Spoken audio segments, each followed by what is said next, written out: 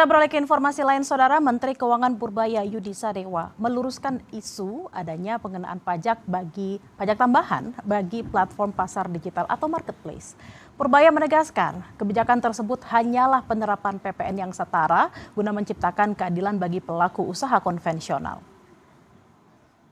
Menteri Keuangan Purbaya Yudi Sadewa memastikan tidak ada aturan atau pengenaan pajak tambahan atau baru yang akan menyasar platform marketplace.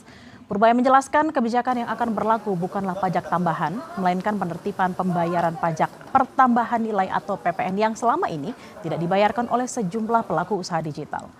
Langkah ini diambil pemerintah setelah menerima keluhan dari para pengusaha offline atau konvensional yang merasa dirugikan karena tetap wajib membayar PPN.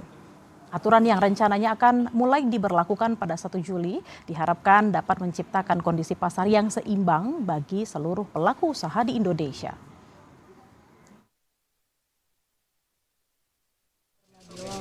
Marketplace nggak dipajakin, tapi PPN yang mereka biasa nggak bayar sekarang bayar, mungkin mulai Juli mungkin. Saya akan double check dengan pajak, tapi rasanya akan seperti itu, tapi bukan pajak tambahan. Angle-nya adalah karena banyak pengusaha offline yang protes sama saya, mereka bayar PPN, kau yang online nggak bayar, gitu kira-kira. Hanya itu supaya menciptakan playing field yang lebih seimbang.